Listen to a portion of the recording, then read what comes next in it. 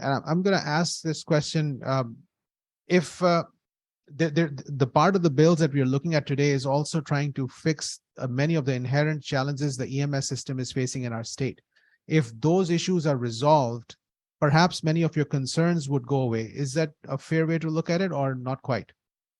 I believe there's going to be I think what has to happen is people have to realize that emergency medical response is in crisis right now. It's time to call 911 on 911. We don't have enough people. We are not funded properly. And I know this firsthand. I am now working on getting my EMR. I took the class, I passed it in town. Now I have to go take the state tests. I spent $650 to take the class. I'm spending $88 to take the practical test, and I'm taking $140 to take the written test. That's almost $1,000 just to become an EMR.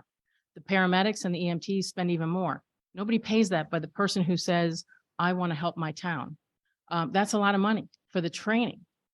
So just that alone there could be some help there.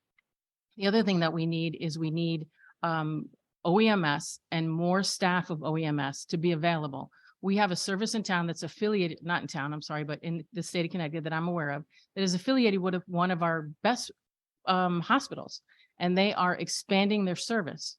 And all they want to do is buy 10 ambulances, and OEMS has to get to that case to approve buying those ambulances. We have a need, they're trying to fill the need, but because OEMS isn't staffed properly, meaning enough, not that they're not properly, they are properly, but they just have so much work to do because EMS is in crisis. So we need more staffing there. We need more resources. Medicaid. And then another question real quick, the equipment that you need to do this service is very expensive. There's a breathing device called the Lucas device. It costs $20,000. When an EMT goes out to a call for a Medicaid call, they get $238. That's it. So for $238, that's a lot of calls to get that Lucas device paid for. So there's so many different things that we need to address, and that I hope that we can address a lot of these items.